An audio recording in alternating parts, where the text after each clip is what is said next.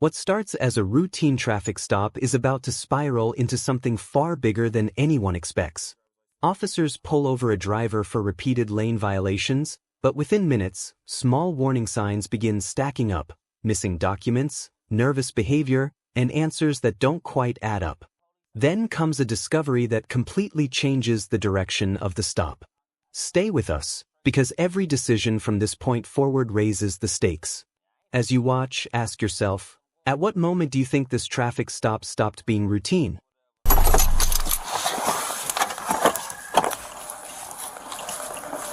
Hello, sir. I'm Officer Murphy of Moline.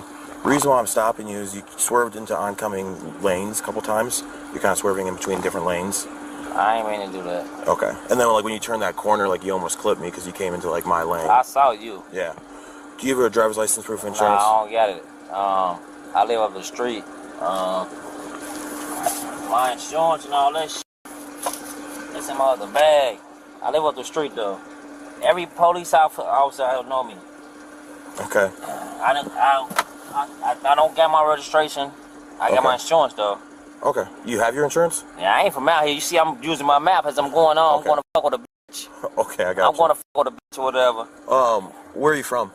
Chicago. I've been down here like 5-6 months. Would you mind just rolling this back window? Your tint's just so dark, I That can't see motherfucker dark as hell. Yeah. So what I got arrested down for you for? I just want to make sure there's no one in the back yeah, seat. ain't nobody That's all. back there.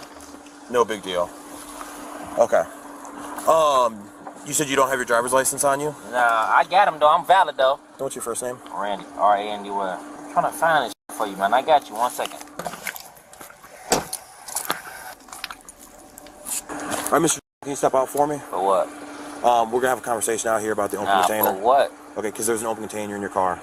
Okay, so I'm telling you, step out.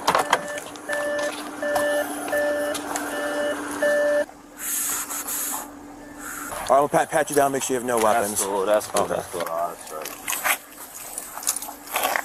What's this in your pocket? I don't know. Let me see. Can I reach in there and grab it? No, let me see first.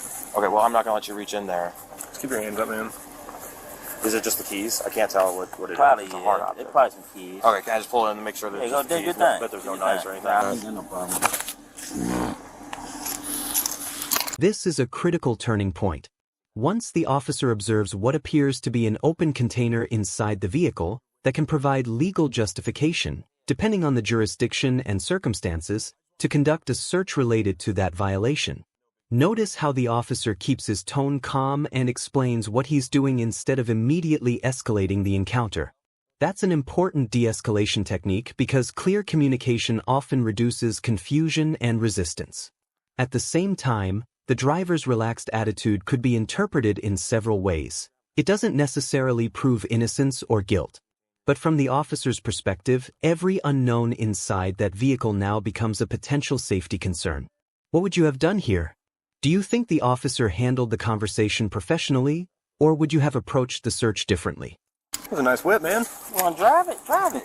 Look fast. All right, hey, so since there's an open container, it's going to give me probable cause to search your car for other open containers. You do your thing. Okay. I don't know about that drive. Hey, can I put my shit in my pocket without y'all? Yep, you're good.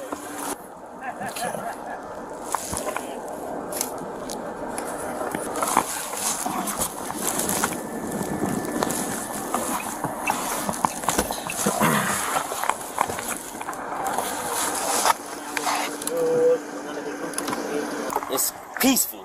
Hey, don't do that, man. How you doing that? What? How you do that? What do you mean? How did I pop it? Shit. I've been out here like 9 months. That's kind of a cool pop, though. I'm not going to lie. I've been out here like 9 months. It is peaceful. It is. Take my time, do all this. Have you ever been arrested before? A million times, man. For what? Probably weed, goofy ass, miscellaneous ass, shit like that. Do you have a FOID card? Nah, I don't. Okay. Tell you what, right now I'm just going to detain you. For what? The gun in the back. Okay? No gun now. There is. Okay, we'll figure all of it out here in a second, okay? End of the day, I'm not trying to take you to jail. Boss man. Okay, I just gotta figure everything out. We'll talk about some stuff, okay? Everything changes in just a few seconds. The moment the officer mentions finding a firearm, the driver suddenly attempts to pull away, forcing officers to quickly transition from an investigative stop to physically securing the suspect.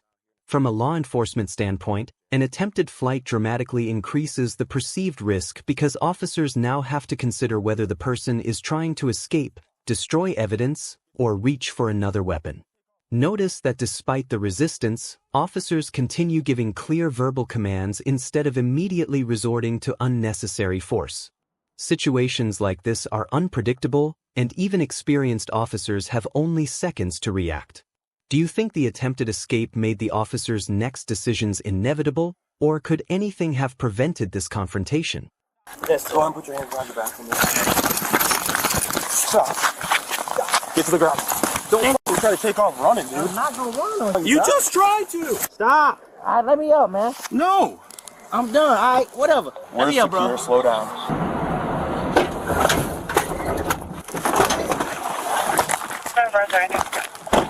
I'm fine, bro. There's a gun in the back. You tried running. Okay. Stop. Why'd you try to run, dude? That's just dumb.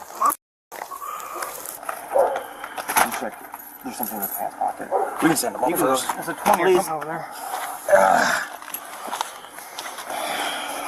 All right, take my shoes off. You want to take them off? We're okay right now.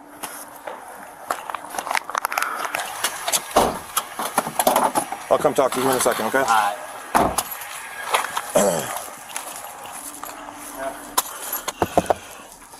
Murph, are you on here for felonies? Nothing in there. This feels like it's loaded. Can you grab me another bag? This is the moment the entire investigation shifts from a traffic violation into a major criminal case. What officers uncover inside the vehicle appears to include multiple bags of suspected narcotics, a large amount of ammunition, and evidence suggesting the investigation is far from over. It's easy to forget that officers had no way of knowing what they would find when they initiated the stop. They were simply responding to dangerous driving behavior. Discoveries like this are exactly why officers are trained to stay alert from the very first contact. The contrast is striking. What began with a simple lane violation has now become an evidence-heavy investigation with potentially serious legal consequences. Looking back at everything you've seen so far, did you suspect the stop would end like this? Oh, boys. Oh, boys. We might have just hit the jackpot, baby. Ooh. There's a whole lot of something back there.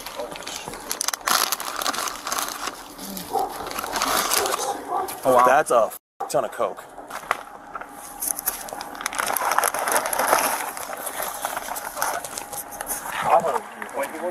You guys, there's so much, you can smell the coke, it's that strong. He's also drunk and probably high on at least weed, but I mean, dude has at least a half a pound of coke and like a couple hundred rounds of ammunition, a drum. There's a Glock gun case, but no Glock. He was messing around back there a lot. In the back of the squad? Yeah. Y'all put this seatbelt on me for me, huh? We got to, man. Yeah. That's goofy. That's why I shouldn't even been cool with y'all ass, man.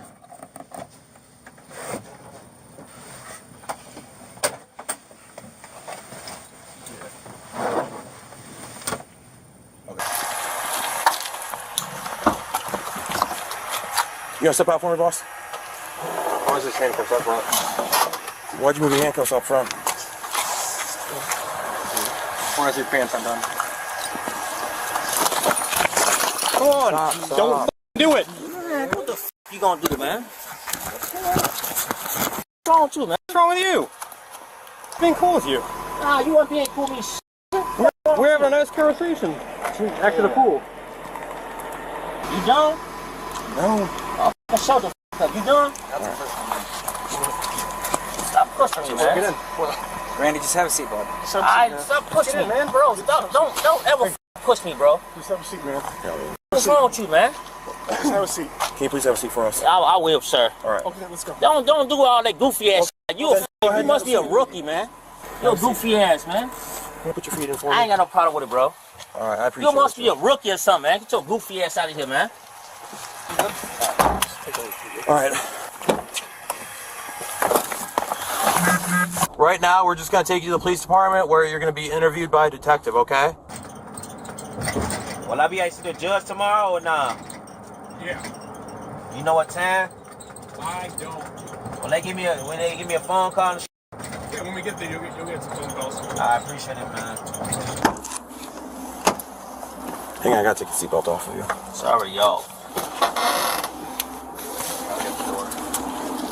Hold on, bro. Hold on. Stuck? Yeah. All right, take a couple steps forward. Why'd you do that? So bend So try to... Yeah. Pull him. Wait. Go. Wait. No. I ain't gonna work like that. He got himself stuck trying to slip his cuffs in the front again. I go in there. Take this off me, man. Bro, you're going like that now. Alright, take this off me. Okay, that's now warm. How did you do this? Take this off me, man. We can't take it off. Alright, well, I'm gonna be sitting here. It's gonna be a fucking sitter. I don't know what the fuck it is. I'm gonna make your day a hard day like mine is. Y'all lucky y'all coming with that shit, boy. I'll never call slippers. Stand up. We can't get to it when you sit down like that. I got it. He got it, Take one of them off. I got 2 sets of cuffs on me. Yeah, grab the other one, remember? Dude, if you get stupid, man, you're going to end up getting hurt. Man, if I get stupid, your mama gonna get hurt. What's wrong with you, man? You lucky you caught me. All right. Just front cup. Yeah, I ain't on no goof ass shit, man. Wow, shit. Upstairs. So you know this room is video and audio recording. You slide your shoes off for now. I can slide shit off. Take my shit off. Take them off. Alright, sit down, I'll take them off. You're not taking shit off me, man. Slide the shoes off. Just slide the shoes off. Stop. Be cool. Nobody's trying to get you actually, man. No. What is it you... I talk to you, big dog. Get the f out of my face. Take the shoes off. I'm telling you no. I talk to you, please. What's the problem with the shoes? Bro, get out of my face, man. He's not in the You guys check the shoes? Okay, you gotta take the shoes I'm off. gonna talk to You him. have to check your shoes I'm before... gonna talk to him. Then talk to me. I'm right here. I'm gonna catch another charge Look with at you, me. bro. I'm telling you, I'm gonna knock your ass straight out, bro. Look at me. I I'm right promise here. you I am. I am right here. What up, besides? I have to check your shoes. I let you take Okay. my shit. All right, have a seat, bro. Okay. I should knock your ass out. No? No, you shouldn't have. That's not the guy on the street you're talking. That's a totally different guy. The other guy is still out there. Randy was arrested for possession with intent to deliver controlled substance, unlawful possession of a weapon, armed habitual criminal, and resisting arrest. He was cited for driving while his license was suspended or revoked, an uninsured vehicle, and improper lane usage. He was given no bond. Detective Lawrence interviewed Randy, and he took ownership of the cocaine, guns, and ammo. Each bag of cocaine tested positive. There was a total of 6 bags that altogether contained 361 grams of cocaine. There was $3,100 of cash placed into the evidence locker, along with 241 rounds of handgun ammunition for 3 different handguns, plus 18 rifle rounds, plus 7 Glock magazines, and a high-capacity drum magazine for an AR-15. He is innocent until proven guilty in a court of law. By the end of this incident, what started as a routine traffic stop resulted in multiple serious criminal allegations, the recovery of suspected cocaine, firearms-related evidence, ammunition, and cash. Throughout the encounter, officers continually adjusted their tactics as new information emerged, from explaining the stop, to conducting a lawful investigation, to responding to resistance and securing evidence. At the same time, it's important to remember that an arrest is not a conviction, and every defendant is presumed innocent until proven guilty in court. Incidents like this highlight how quickly everyday police encounters can evolve into high-risk situations for everyone involved, reinforcing the importance of officer safety, public accountability, and professional decision-making under pressure. On January 29, 2025, an officer pulled over a woman for running a stop sign. Before this traffic stop is over, it escalates from a simple stop sign violation into a heated roadside confrontation involving repeated refusals, physical detention, allegations of excessive force, and ultimately a DUI arrest. As you watch, pay close attention to what both the officer and the driver actually say, not what either side later claims happened. Many of the biggest turning points in encounters like this happen in just a few seconds, when communication breaks down and emotions take over. Watch closely and decide for yourself, at what exact moment did this routine stop begin spiraling out of control? Give me your information. May I have a deputy? Huh? You have a deputy. I'm standing in front of you. Step out of the vehicle. For sure. Do you have your information? I don't need to give it to you. Yes, you do. Why would you not? Because I came after you and you came to make a fool. Okay, step to the front of my car. I could. No, you will. I could. Go. You're To the not front of my gonna- car. Now Go. you're making me uncomfortable. That's fine. Go to the front of my car. I can't do that, sir. Yes, you can. Officer, you're putting your hands on me. Officer, you're putting your hands on me. Sit right there. You're a male. Sit right You're there. a male. I'm a Sit female. right there. You're a female. I'm a female. You're a male. How do you know? I'm a female. How do you know what I identify as? Exactly, but Trump gave 426, it. 94. That is. Sit down. You're making me uncomfortable. Sit. No. I don't care. Sit down. No. Where's your identification? No. Where's your driver's license, No. registration, No. and your proof of insurance? No. You've made this so much more difficult than it needs No, to be. because you came and made a U-turn in front of me, and you came after me and turned around. I turned for you. around It because was a you yellow committed light. a violation No, I of didn't. Florida It was state a yellow statute. light. It was It a does yellow not light, and matter I if it is a turned- yellow light. Yes, it I have is. explained to you No, why you it were was a pulled yellow over. light. I want your driver's license, No, registration. And then you just put your hands on me. I did put Yeah, my hands you on you did. because you're refusing to give No, me your I'm information, not, and I'm not officer. going to allow you to sit in that car. I'm not, officer. You don't operate this. This is one of the first major turning points in the encounter.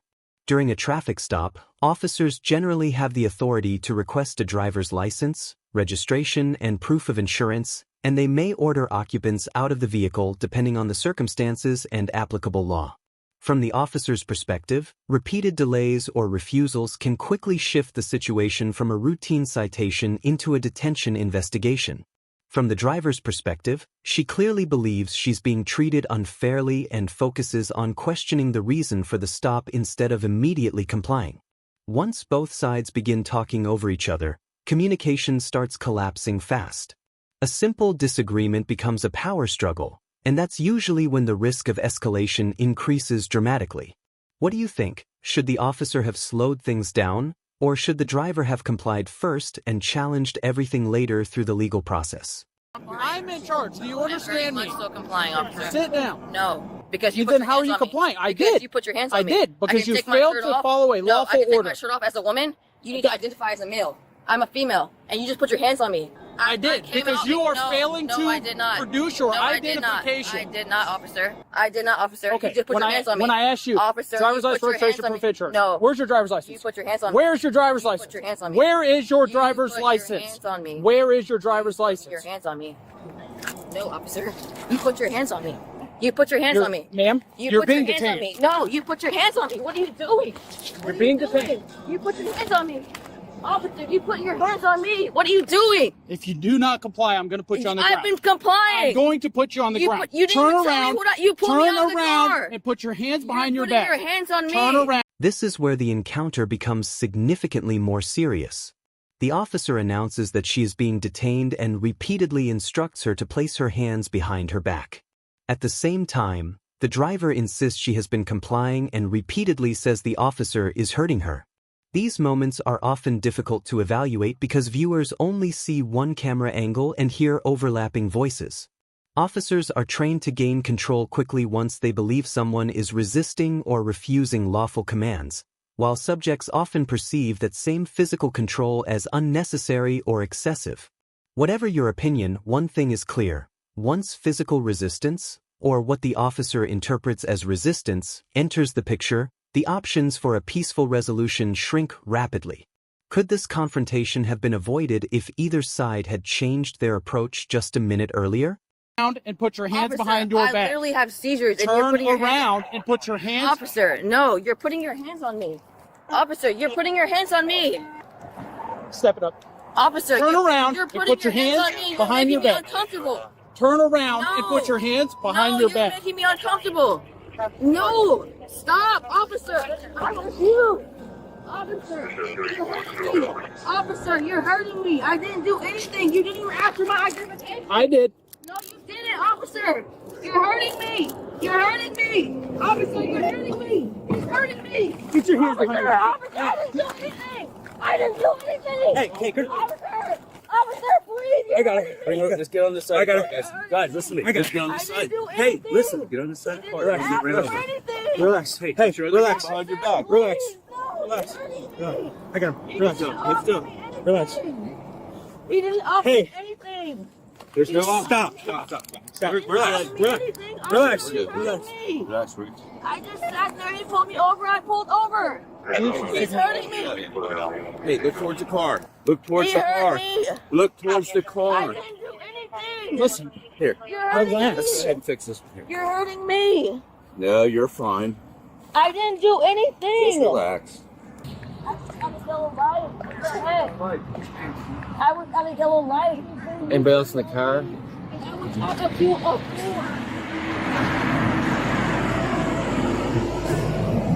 No. He's hurting me. He's not hurting you. Yeah, bro, I didn't do anything. You're not listening. I didn't do anything. Steve, they won't come out. I'm sorry. Deputy Baker. Hey.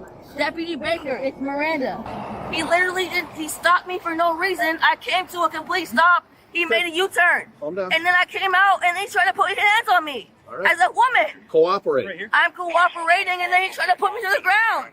Okay.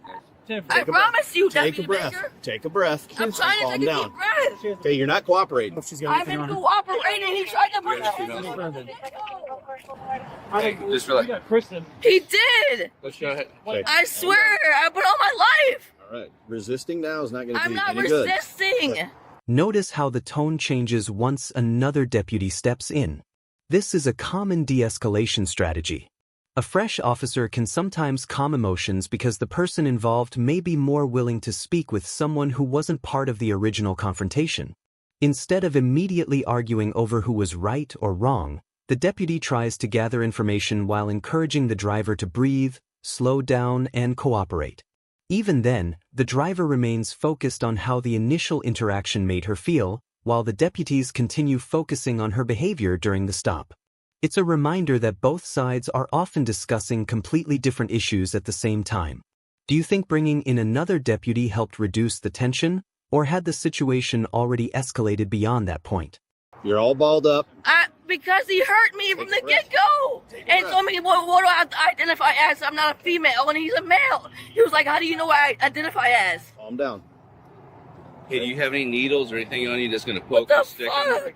Listen to him. Easy question. Do you have Listen. anything on this? Do you have anything on you that's going to hurt anybody? Deputy Baker, I swear on my life, I didn't do nothing wrong. Answer Okay, the no, question. He was in his own feelings. I didn't do anything. I didn't do anything. I put all my life. I was sitting at the yellow light and I waited for him to stop and I came after him and he made a U-turn on me. I am calm and he hurt my feelings and he upset me and then he put me up. I didn't even say shit. I came out and I was like, no, I refuse because he was being mean to me. She's clear. I don't know if this got a hoodie or a pocket on. No, you're wrong and you know it. That's fine. I've been wrong We don't before. have any females You've on been wrong before. I know I have. I know I you just have. said I that. know him. Okay. I know him faithfully and you hurt me. Well, I'm Deputy You put your Thompson. hands on me. I'm Deputy Thompson now. No, we know but each you other. put your hands on me. I know, because you didn't listen. No, I didn't listen because Oh, you okay. pulled me out of the car and you didn't tell me what I did wrong. You did that and you know you did that. I did. I just told you. No, Okay. you're not. Have you just go Yeah. do what? I didn't do anything wrong to you. You didn't even try to ask me for my identification. We're going to sit in here for just a moment. You literally just pulled me out of the fucking car without telling me anything. Just turn and sit right here. Now the investigation appears to expand beyond the original traffic violation.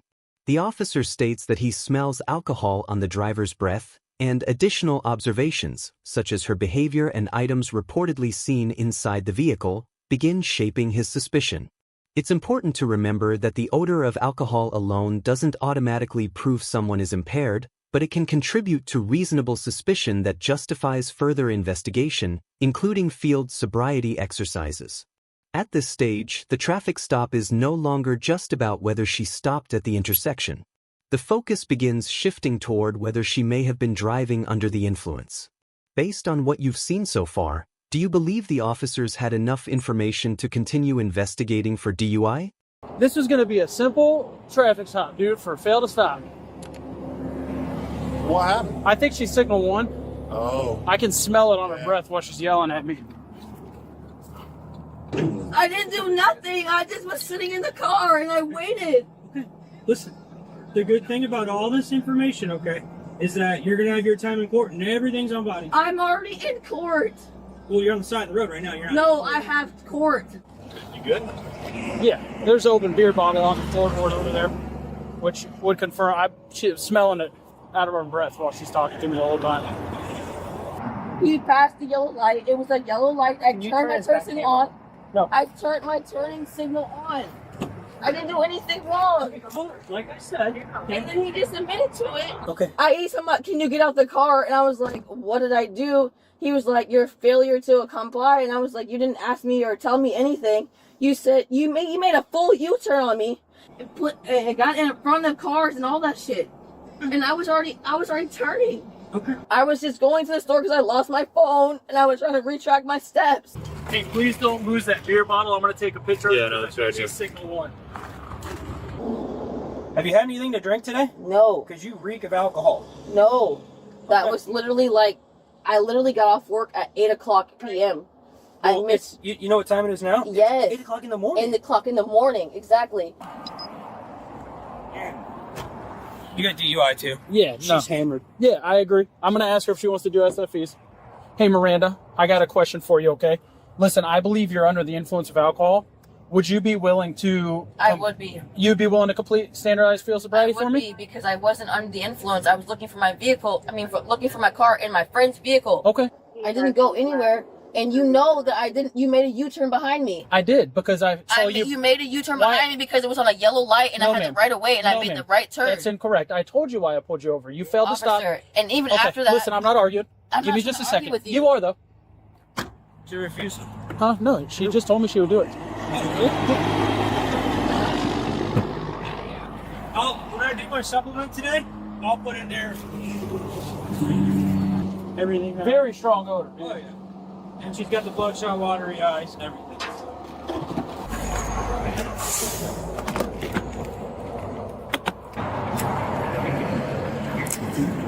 She willing? Yeah, she said she's willing to do it. She's convinced that I stopped her because she went through the yellow light, and I'm like, that's not why we're stopped. She wants to argue about it instead of listening. So. Yeah, well, that's my concern right now is if I get her out of this car, she's just going to keep arguing with me, and I don't know how far I'm going to get through these exercises. Because I can tell you, after her resisting me, trying to get cuffs on her, I don't want to take them back off, Sergeant. I'll be 100% honest with you. Say that she's going to do it. We'll take them off, but... Yep. Let me just get all this prepared, and then I'll... Yeah, let's make room for back up. Yeah. If I pass the breathalyzer, will I be able to get away for this? Is that your probable cause? Give me just a second, okay? I'm going to come around and talk to you. Is that your probable cause? Give me 1 second. I'm going to come around and talk to you, because it's hard to hear you from up here, okay? Give me just 1 minute. I think she believes that I'm about to do a breathalyzer, and I think that's what she agreed to do, because she's asking me if I pass the breathalyzer right here, am I going to go free? Oh, okay. This conversation highlights one of the most misunderstood parts of DUI investigations. The deputy carefully explains that field sobriety exercises are different from a breath test, while the driver repeatedly asks whether passing the tests would allow her to leave. The officers avoid making promises because the outcome depends on the totality of the investigation, not just one factor. You can also see how the earlier conflict continues affecting the conversation. Instead of focusing solely on the requested exercises, the discussion repeatedly circles back to the original stop and the physical encounter. By this point, trust between both sides appears almost completely gone. If you were in this situation, would you agree to perform the field sobriety exercises, or would you wait to address everything later with legal counsel? Hey, Miranda. What the deputy wants you to do is field sobriety exercises. Okay. You know what the difference between that and the breathalyzer is? Yes, what I asked was, is that the probable cause? The probable cause is a traffic stop and the odor of alcohol. Right, but Okay. he didn't give me the odor of alcohol. He pulled me out of my vehicle because he said I made a traffic violation, but didn't give me the description of that. We're not going to stand here and debate the reason I'm not for this stop. debating that, Okay. but I know you know What- that what I've we're stopped, asking you been to stopped before, and Sure. I've been in the jail because of the hurricane, and I can't go to jail because of bond. So I was very compliant because of that. So there was no reason for me not to be compliant. With that being said, why would I go back to jail knowing that my bond can be revoked and I can go to jail for that? What we're asking you to do is Right. field sobriety exercises. My thing is if I will be able to pass that, what will go after that? We would make a determination at that point. Determination at that point? Yep. And will I be able to get a traffic I'm violation? not going to tell you one way or the other because we're not there yet. I understand that, but I'm not going to hold everything over your head or tell you that I'm we're going being to. very, very understanding, Yeah, and I'm okay. trying to I understand get it. what's going on. Yep. At this point, even if I were to pass or not pass, where is the violation that I committed? Again, I'm not going to debate. I don't know the violation that I committed, is what I'm saying. He was explaining it to you when you were standing over there screaming at us. Okay. No, I wasn't. I literally got pulled and grabbed. I have a literally mark on my arm to Okay. show that he literally put me over when I told him that I was a woman. I would rather have a female because he told me he wanted to search me. You don't have that option. I didn't have the option. Okay, But you don't what get made to me select upset- what police officer. I'm talking to you as literally, I know you before and you met me Yeah. before. I'm trying to tell you that he upset me because he told me, what can I identify as? And I'll identify as a male or female. So are you making me uncomfortable, trying to make me feel like I'm not a male or female? It's trying to be respectful. No, it's not respectful Okay. because the way you said it. That's how you perceived it, okay? But exactly, and that All right. I'm only being compliant because of that. But I'm Okay. not being incompliant because of his actions. I'm being compliant because of All what right. he said. So, at this point, are you going to submit to field sobriety exercises? Even if I submit or not submit, if I'm going to be able Are to you pass, going to submit or no. not submit? Okay. This is the decisive moment of the investigation. The officer informs the driver that she is under arrest for DUI, and from here the encounter transitions from an investigative stop into the booking process. The driver continues insisting she wanted to take a test and argues there was confusion about what was being requested, while the officers believe she had already refused when given the opportunity. Cases like this often end up being examined in court, where body camera footage, officer testimony, and every statement made during the stop become extremely important. Small misunderstandings, or perceived misunderstandings, can have major legal consequences. Looking at everything you've watched so far, do you think this outcome was inevitable, or could clearer communication have changed the result? Perfect. I want to submit, but I need to know the answer to that. You're under arrest for DUI. Thank you. I can pass the DUI test. Sir, All right, am I still waiting on Kristen for a search? Yes. Okay. We're going to do another search before she goes. Did we get photos of... No, I need to grab that. are you going to breathalyze me or what? No, ma'am, we don't use portable breathalyzers in the state of Florida. So I'm saying, so what's going to happen now? Hello? Yes. Can I please get my sobriety test, please? Then there, do you want me to step out for me? I'm gonna search you. May I get my sobriety test? Like, goddamn, I didn't do shit. What the fuck? I'm not even drunk. I didn't even have one beer. Well, swear your feet for me. Y'all are not gonna try to give me a test or what? Just DUI doesn't just mean alcohol. I mean, I'm not on nothing. I don't do drugs. What the fuck? I'm not saying that you do. I'm just saying that Y'all told me y'all were gonna give me a test. I'm like, what the fuck? Where's the test? Didn't you just refuse? No, they're trying to confuse me on what the fuck I'm saying. I'm trying to say like I didn't do anything wrong. Is why I'm saying no. I will take a test if I have to prove it. Take a test in the jail. No, I can't go to jail. I literally just went to jail for a Hurricane Milton curfew. Yeah, I need her to turn. I'll Face turn the car. Face the car. Spread your feet. Oh, okay. I need you to stop moving. Spread your feet. I have nothing. Literally. I don't care. I need you to spread your feet. My feet are spread, sir. Is this your phone? Can I take my test? Huh? That's not my phone. Can I take my? I was looking out. For So whose phone is this? I have no idea. So do you want me to leave it in the car? I need to take my test. You refused. No, we just I asked told, you and no, you that's refused. not what you said. You made That's me feel exactly like what we I was said. going to jail regardless. Hop back in the car. No, that's crazy. Yes, ma'am. Oh my god, y'all are tripping. Oh my god, this is crazy. Oh, perfect. Thank you.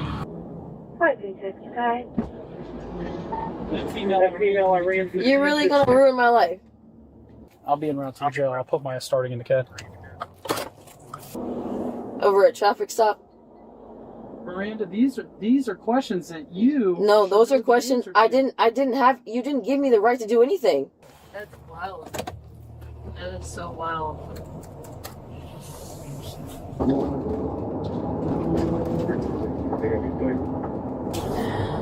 Oh Lord, I can't 426 believe it. Central. Can you notify the jail it's going to be a signal can't one? believe it. You're gonna ruin my life. No, ma'am. These are decisions that you've made this morning. You didn't give me any decision. I did. No, you didn't. I told you as soon as I made contact at your window, I need your driver's license, But registration, and a proof I didn't of do it. insurance. You didn't even give me. You didn't. I have the right to ask what I did wrong. And I told you what you did No, wrong. you didn't. I told you. I said I stopped you because you failed to stop coming out. I of did the fail. Circle I did K. stop. I did stop because this light was red before it would turn yellow. Okay.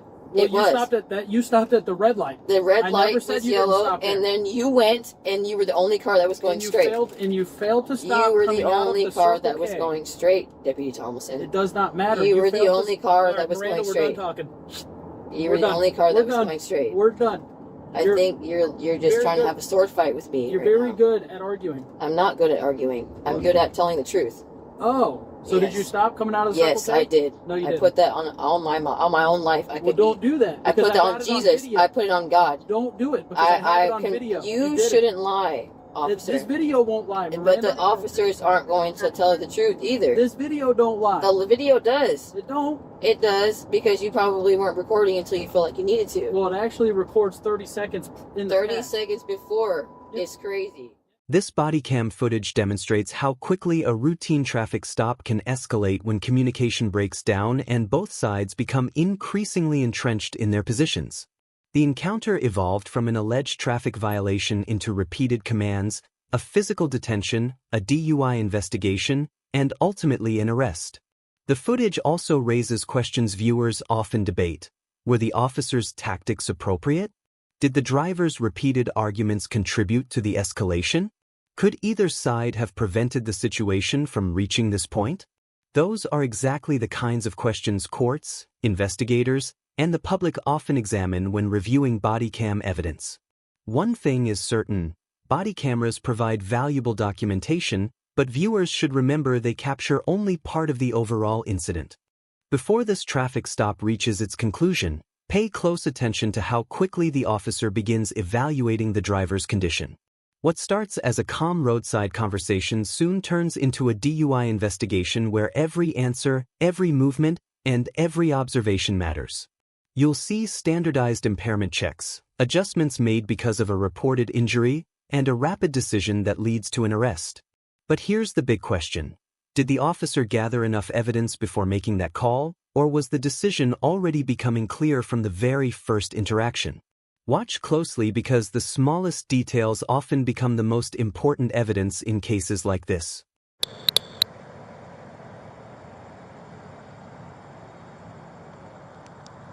Hello. Yes, sir. My name's Officer Brill. Sergeant Dykstra just came over, wanted me to talk to you a little bit. Where are you coming from tonight? I was bouncing around. I went to a friend of mine's.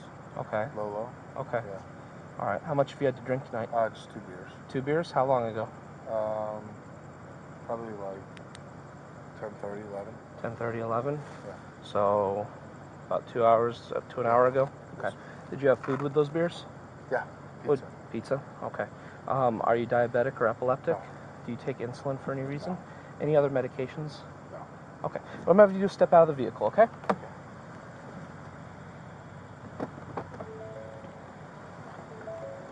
You can just set your phone down on the seat there, okay? We're going to come over to the sidewalk just so we're out of the roadway. Go ahead and keep your hands out of your pockets for me, okay? We're just going to come right up over here. So I have a really bad knee, so I can't do any of the testing. That's fine. What I'm going to have you do is put your feet together, Okay. arms down at your sides. I want you to remain in that position until I tell you otherwise. you wear contacts or glasses? No. Okay. You see the tip of my pen? Yes. What I want you to do is follow it with your eyes and your eyes only. Would you be able to do that? Nope, don't move your head. Don't move your head.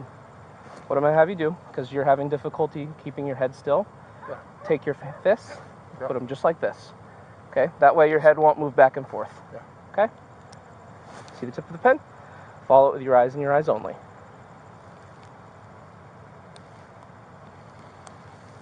You can blink if you need to.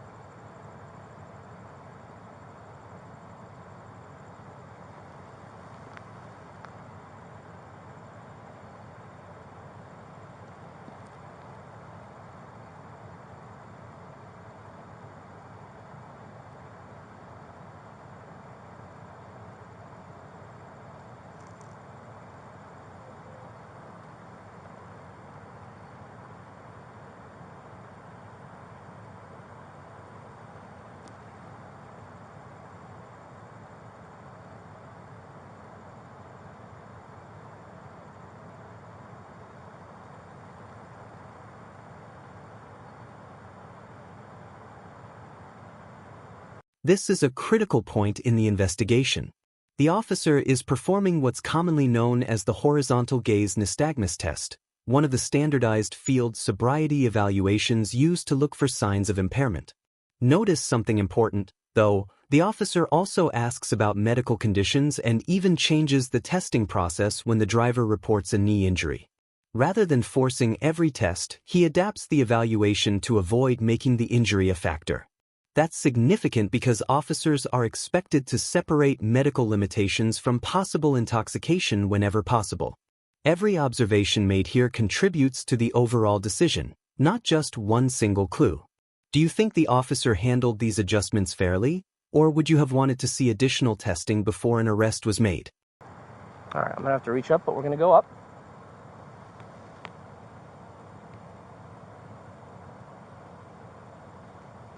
And one more time.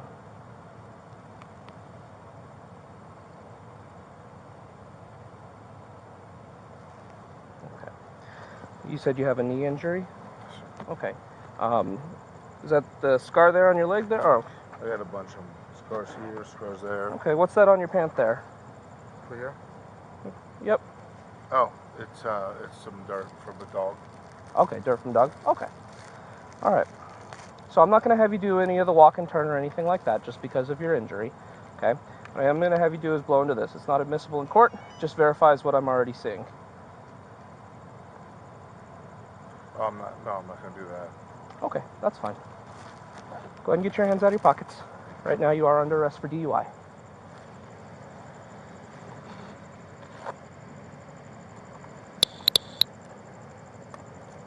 Need 2 sets? Yeah, I'll grab my other set here. Sir, I'm going to take off your watch real quick, just because I don't want that to get in the way. I wouldn't want it to get broken or anything like that. Is there a clasp on it, or? Here. You've been cooperative, so I'll let you secure that. You want to put it in your pocket? Yes, sir. Okay. I'm fine with that. Thank you. I'm going to give you 2 sets of cuffs, just because you got some wider shoulders. And so undo your hands. There you go. And then I'm going to double lock these so they don't get any tighter on you. Is there anything in your vehicle that you're going to need? No. You don't need your cell phone, or? Yeah, my cell phone. Okay. Where's it at? It's on the seat.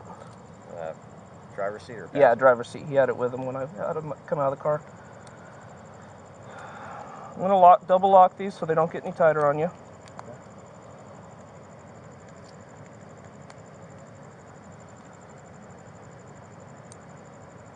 All right. We're going to come back to my vehicle here. It's the one. Do you have anything else in your pockets? No, sir. Okay.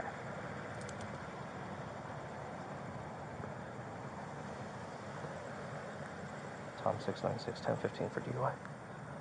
All right, I'm gonna open up this door.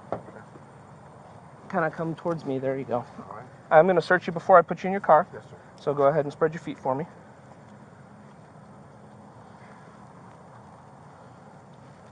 Okay.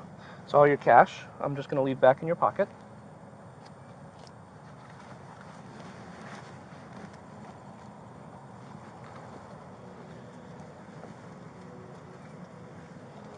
This is the key for the vehicle. Okay. Some change in there. All right, go ahead and have a seat in my vehicle.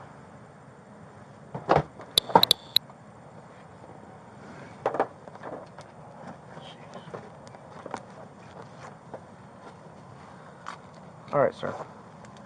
I do want you to know that you have the right to remain silent. Anything you say can and will be used against you in a court of law.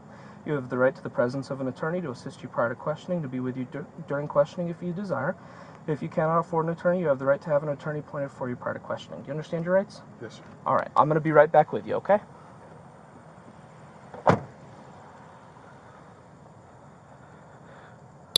By the end of this stop, the investigation moved from a routine conversation to a full DUI arrest based on the officer's observations, the driver's statements, the field sobriety evaluation that could safely be performed, and the preliminary breath test used to support, not replace, the officer's judgment. Throughout the encounter, the officer maintained a calm tone, adjusted procedures to account for the reported knee injury, explained several of his actions, and completed the arrest while continuing to communicate with the driver. Cases like this often generate debate because viewers may disagree on whether the available evidence justified the arrest before any evidentiary chemical testing takes place. What do you think? Did the officer make the right decision based on what you've seen, or would you have handled the situation differently? If you found this breakdown as intense as we did, hit that like button, share your thoughts in the comments, and don't forget to subscribe for more real-life body cam breakdowns. What starts as a routine traffic stop quickly turns into a full DWI investigation, and every decision from this point forward matters. The driver insists they only had one beer, but officers aren't relying on assumptions, they're relying on standardized field sobriety procedures designed to assess impairment. As the encounter unfolds, you'll see the officer carefully explain every instruction, document every response, and build the case step by step. The real question is whether the driver's performance will match their claims. Stay with us, because this stop takes several unexpected turns, and by the end, the evidence paints a much clearer picture than first impressions might suggest.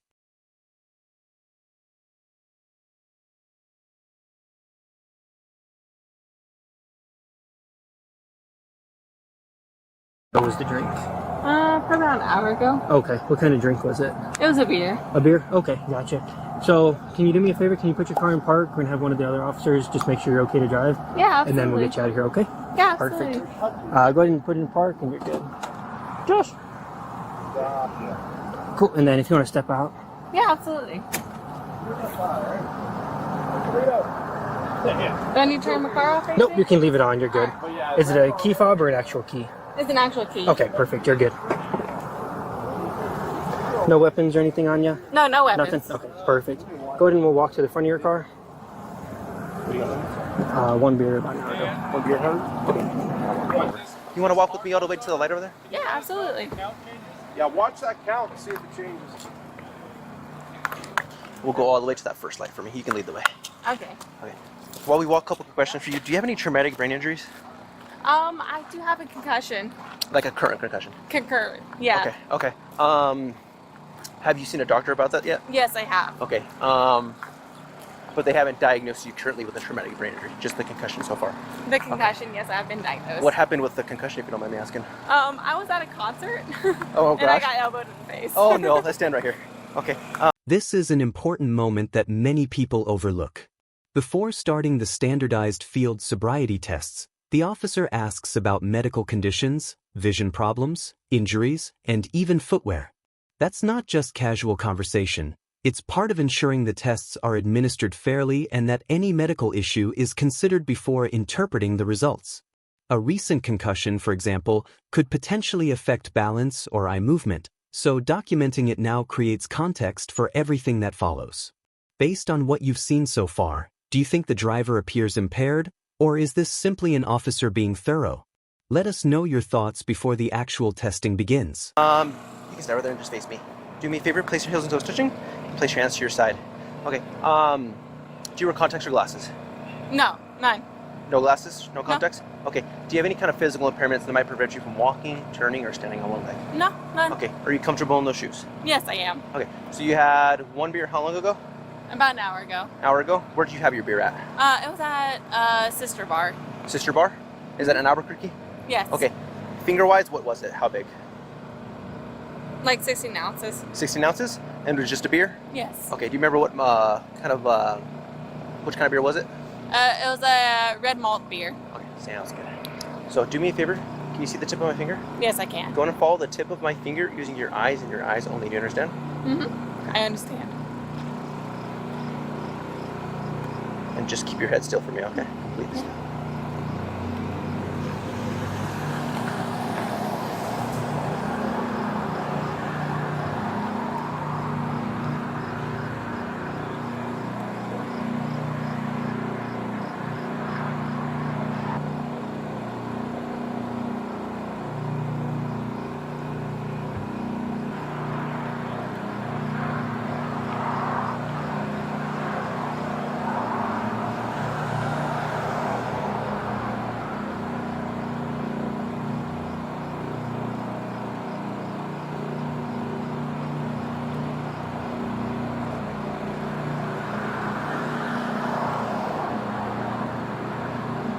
Up and down, okay?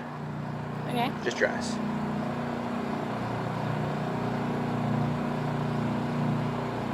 One more time.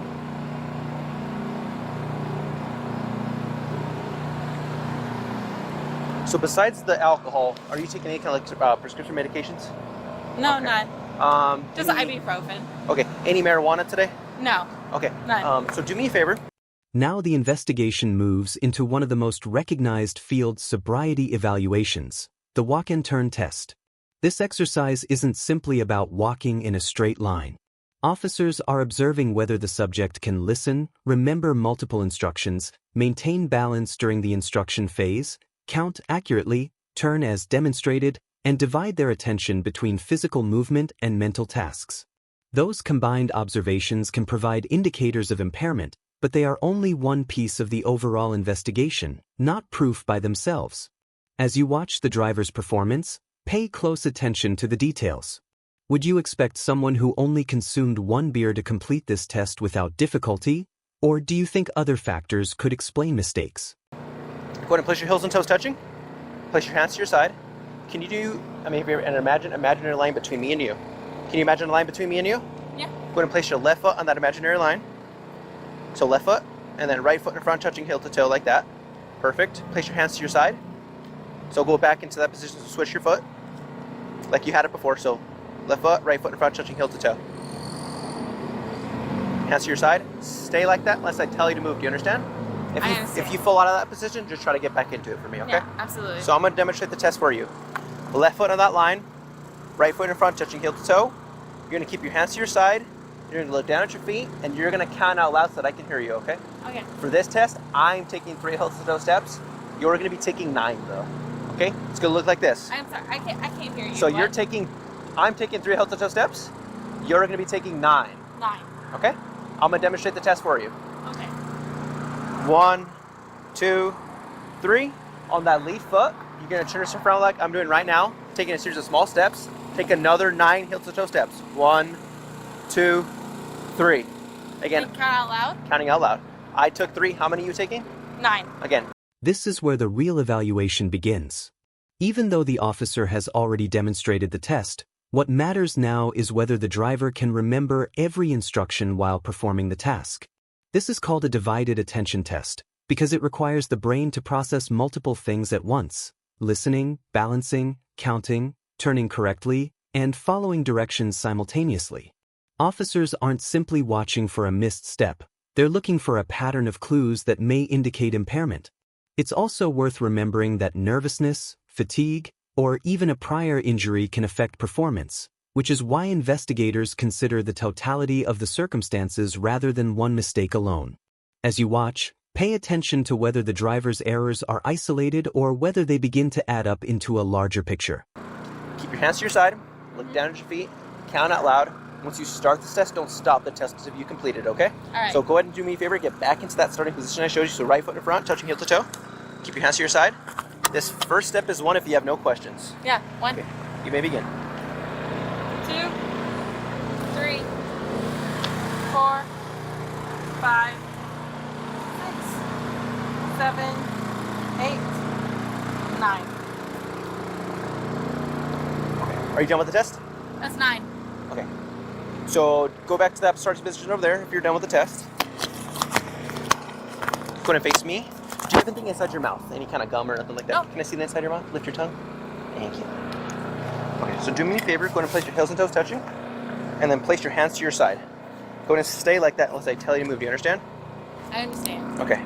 So for this test, what you're going to do is you're going to lift a leg of your choice. Doesn't matter which, left or right. I like to lift my right for this test, okay? Yeah. So what you're going to do is you lift that leg 6 inches off the ground. You're going to point on, keep your feet on the ground for me. You're going to point that toe parallel to the ground like mine is right now. You're going to keep both your legs fully straight and extended. You're going to keep your hands to your side, and you're going to look down at that raised toe and count 1001, 1002, 1003. You're going to keep counting, though, until I tell you to stop. Okay. Do you understand that test? The next exercise is the one-leg stand, another standardized field sobriety test used throughout the United States.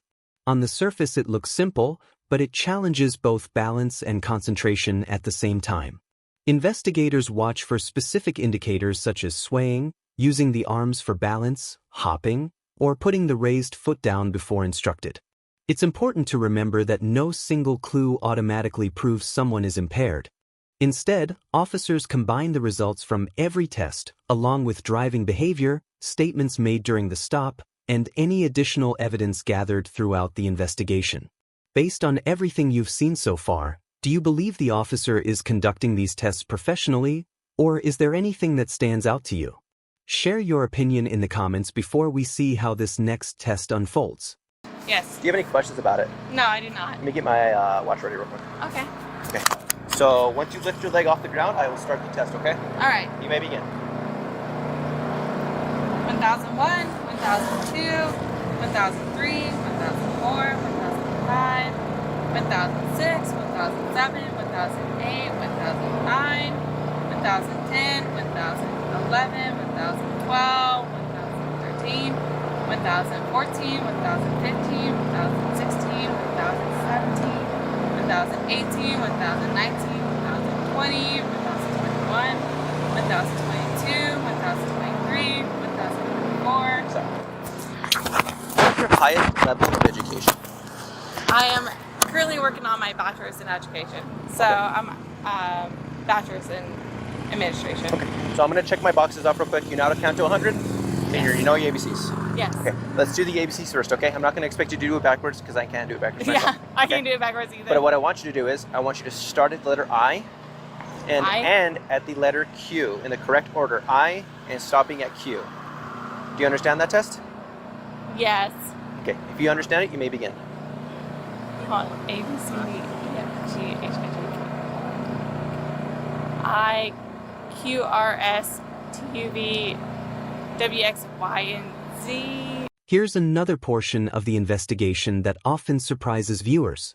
These verbal exercises aren't intelligence tests, and they're not meant to embarrass the driver. Instead, they're designed to evaluate divided attention and short-term mental processing by asking someone to follow precise instructions under stress. Notice that the officer isn't asking for anything overly complicated, only a specific range of letters and a controlled countdown. If the subject starts in the wrong place, skips numbers, loses track, or continues after being told to stop, those observations become part of the officer's overall assessment. At this stage, every instruction matters because the investigation is beginning to reveal whether the earlier claim of just one beer matches the driver's actual performance. Do you think these cognitive tests are a fair way to assess impairment, or would you rely more heavily on scientific testing alone? Where was I supposed to? It was I to Q. Q? Yes. Next one is the numbers test, okay? So what I want you to do is, I want you to start at the number 47, count down and stop at the number 19. 47, stop at 19. Okay. Okay. Do you understand that test? Yes. If you have any questions about it. No. Okay, you may begin. 48, 47, 46, 45, 44, 43, 42, 41, 40, 40, 39, 38, 37, 38, 37, 36, 35, 30, 36, 35, 34, 33, 32, 31, 30, no, 32, 31, 30, 31, 30, 29, 28, 27, 26, 25, 24, 21, no.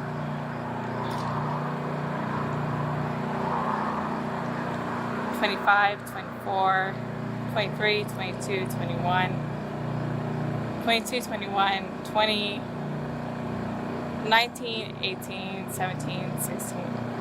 This is the turning point of the entire investigation. Up until now, the officer has been collecting observations, asking questions, and administering standardized tests to determine whether there is probable cause for an arrest. It's important to remember that field sobriety tests are only one part of that decision-making process. Officers also consider the driver's statements, physical appearance, driving behavior, and overall performance throughout the encounter. Once an officer believes probable cause exists, the focus shifts from investigation to arrest procedures. Whether you agree with the officer's conclusion or not, this is the moment where the legal process officially begins. Based on everything you've seen so far, would you have reached the same conclusion, or do you think additional evidence should have been gathered before making the arrest? What number was I supposed to stop at? 19. 19. What's your first name again? Amanda. Amanda. You had too much to drink tonight. You're not safe to drive. You did not perform well on any of those tests. None of them. All of them you didn't perform well on, okay? Do you have any kids? No. Do you have anybody that depends on your care? No. Okay. So unfortunately, you are going to have to go with me tonight, okay? I'm sorry. Go ahead and face away from me. Face away and put your hands behind your back, okay?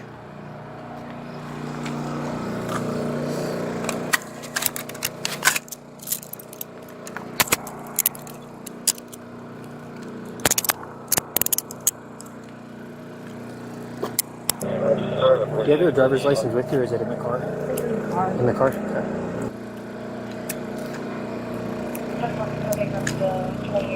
Okay, let's go to my car. It's over on the left, okay? That Charger that's on the street ahead of us.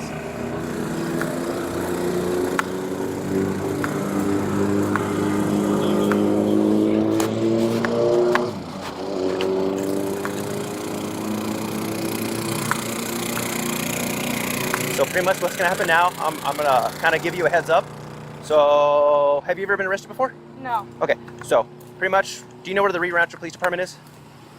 Do you know where like Northern 528 is? Yeah. So we're gonna go down there. I'm gonna do some paperwork, and then basically what happened is once we're done there, we're gonna go down to the jail in Bernalillo. Okay. Okay. So once we're done there, you've never been arrested before. Never. So the judge does work on Sundays, so you should be able to see the judge first thing tomorrow morning. Usually I think it's around 10 or 12 that people usually get out. I want to say best case scenario is gonna be tomorrow morning.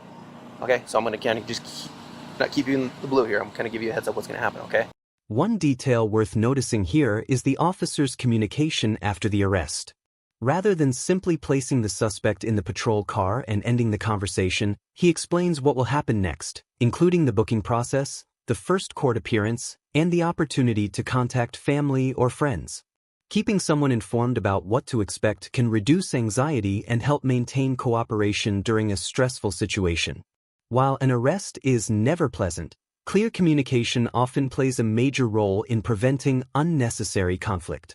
Viewers often focus on the arrest itself, but moments like these can also show how professionalism and transparency influence the overall interaction. Do you think the officer handled this part of the encounter appropriately? It sucks. I know. Do you have a phone? In my car. Do you want me to go grab it so you can make some phone calls tonight? Okay, if you need to make some phone calls, let people know what's going on, okay? Yeah. Okay, go in and face my car, please. And then anything in, do you even have any pockets? I have one pocket, but it should be empty. Where's the pocket in here? Right, this one? Right here. That's the only one? Yeah. Okay. I should have a friend that should be going to my house. I don't know if they're going there or not. Like, are they expecting you to open the house for them? Let me go grab your phone. We'll let you make a phone call. Okay? Sounds good? That way they're not wondering where you're at. Go ahead and get in my car, please. Well, what color is your phone? It's in a case. It Okay. should be like gray. Do you want your purse as well? Or- I don't have a purse. It's just the phone. Okay, go and take a seat for me, okay? Watch your head when you get in.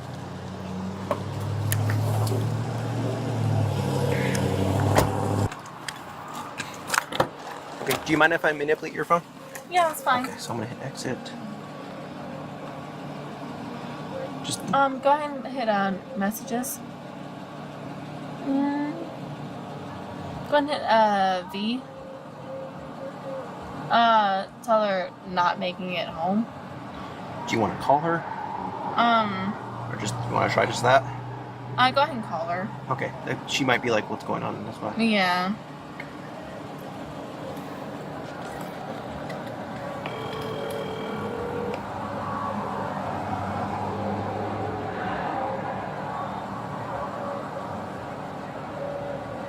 Oh, okay. Let's try it one more time. Yeah, one more time. If she doesn't answer, then it's fine. Oh, there we go. She's calling us. Hey. Are you still heading to my house? Yeah, we're like 4 minutes away. Okay, I'm not gonna make it there. You're not? No, I got pulled over. You got pulled over? I did. God damn, dude. Yeah. You need help? No, I'm being arrested. You're being Bro, what the f? Yeah, I didn't pass the sobriety check. Holy shit, what the f? Is there any way that we can like still let her into my house or no? No. This is too weird. I don't want your parents to be like... No, and they won't let me let you into my house, so. Yeah, not without you. No. What do you need? Nothing, just to let you know that I'm not gonna make it home.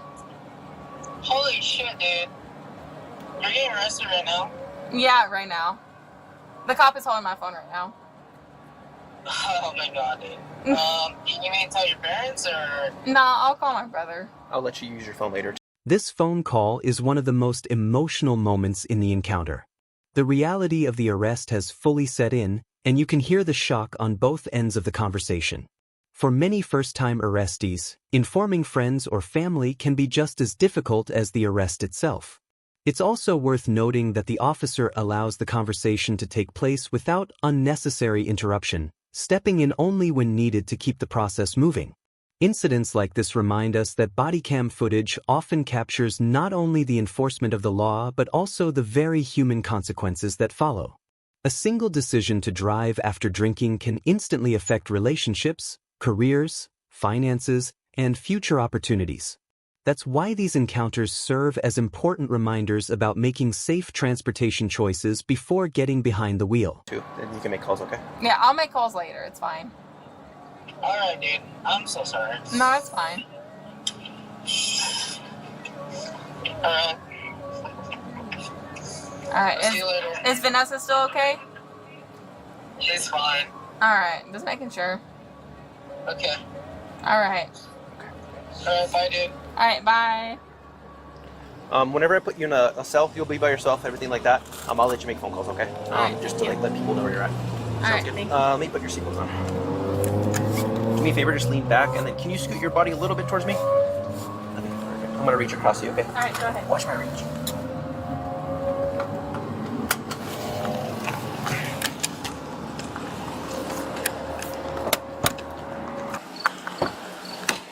I'm gonna reach across you, okay? Okay, go ahead, step up.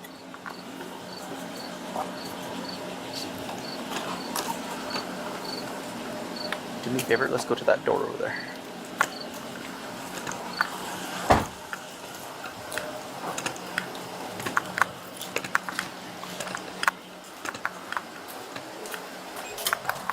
Go ahead and take a right in this door.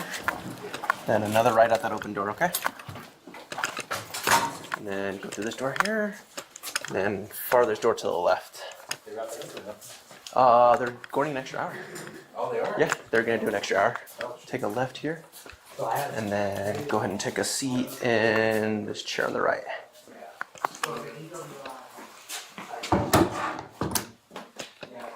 Okay. The investigation has now entered one of its most important stages, chemical testing. Before requesting a breath sample, the officer reads the implied consent advisory, explaining the driver's rights and the legal consequences associated with the test. This isn't just a formality, it's a required part of the process in many jurisdictions to ensure the driver understands what's being requested. Unlike field sobriety tests, which rely on an officer's observations, the breath test provides an objective measurement of alcohol concentration. While no test is perfect and legal procedures vary by state, this evidence often becomes one of the most significant pieces presented later in court. Up to this point, the officer has documented observations, administered standardized tests, and now moves to scientific evidence that can either support or contradict those earlier findings. It's Amanda, right? Okay, Amanda, listen to me. I'm about to say something important. You are under arrest for DWI. The New Mexico Implied Consent Act requires you to submit to a breath test to determine the alcohol content of your blood. After you take our test, you have the right to choose an additional independent test. If you choose to take this additional independent test, you have the right to reasonable opportunity to arrange for a physician, a licensed nurse, or laboratory technician or technologist who is employed by a hospital or physician of your own choice to perform an additional chemical test.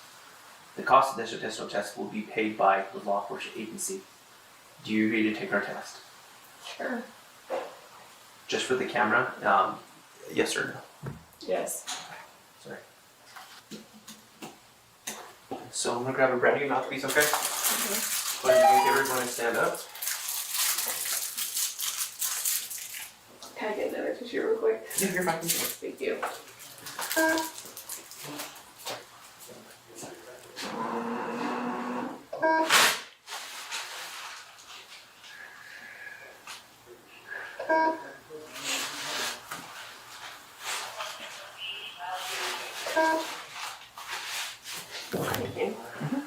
So do me a favor, so take a deep breath in, like you're blowing out candles.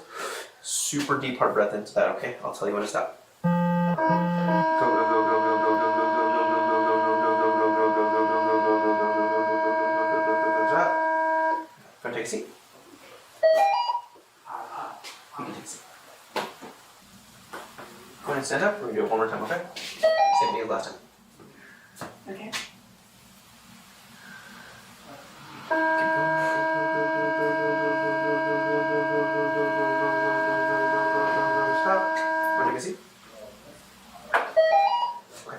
So, I think this is the moment that changes the entire case.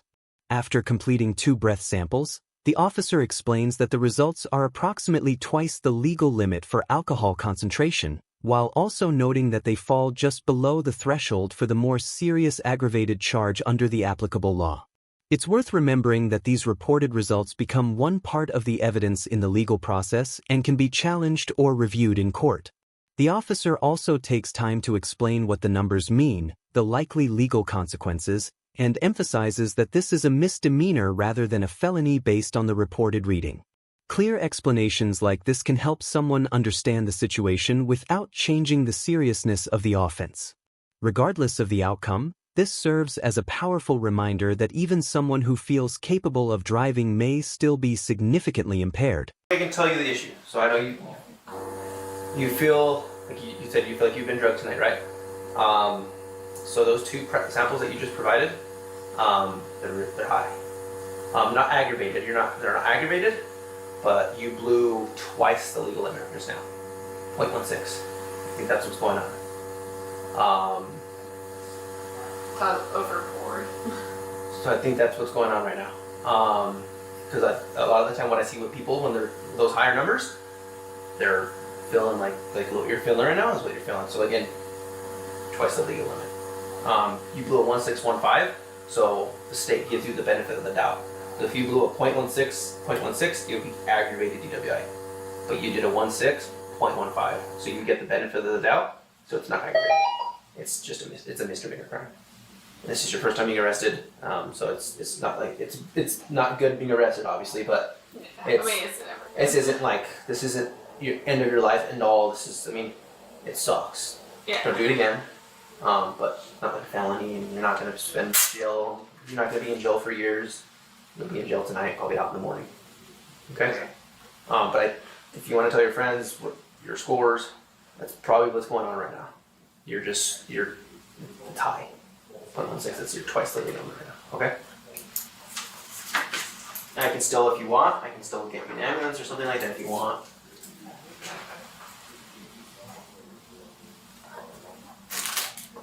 Or do you just want to just talk to your friends?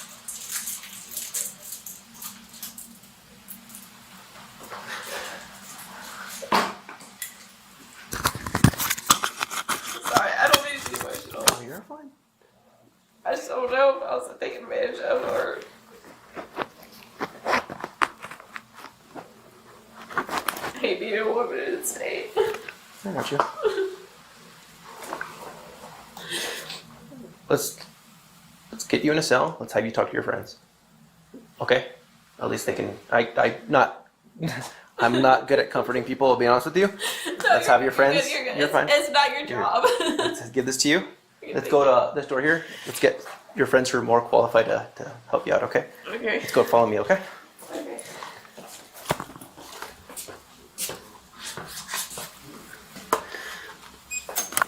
Go ahead and step in here. Okay. I'm gonna put you in this one right here. Okay, it'll be quick. Maybe like 30 minutes for me. It doesn't take me too long. Actually, yeah, let's go. Okay. Yeah, it won't be long. Okay. Sorry, it's not the cleanest, obviously. I'll be quick though. Okay. You have your cell phone? Yeah. Okay.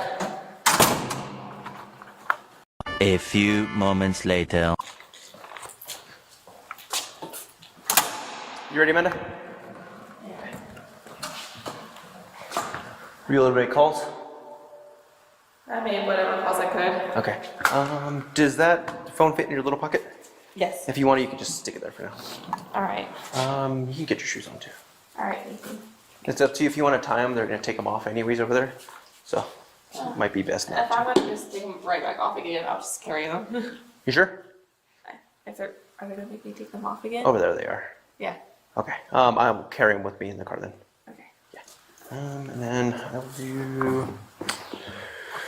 I'll put them up front for now. Okay. When we get there, I'll put them behind your back. It's gonna be a little more comfortable. Okay. They come a sec.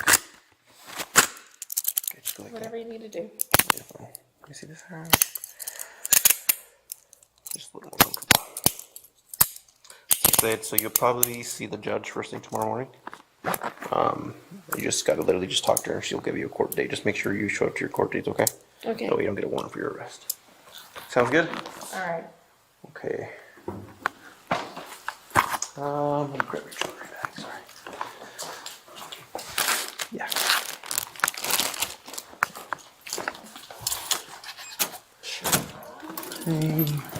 Go through here and just take a right out this door, okay?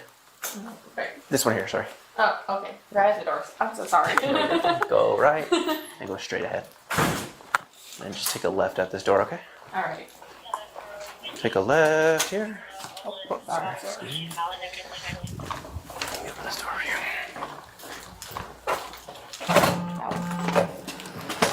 Let's go to this charger right here on the left.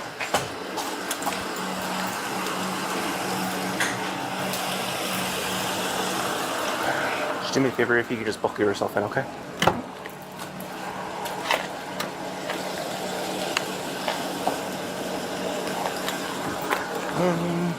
There's your seatbelt there. If you can put it on for me. You think you'll be able to? I think so. Okay. If you don't mind, I'm bumped bar here. You're good. Just grab your shoes.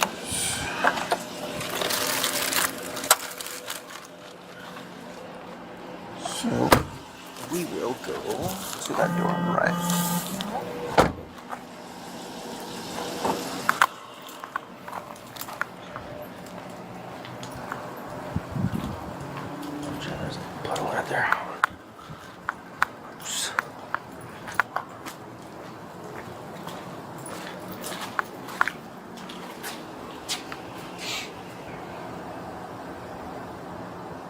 Well, pretty much you go to sleep and hopefully you see the judge in the morning. So. Alrighty. Where's my car? I'll actually leave a little sticky note on your thing.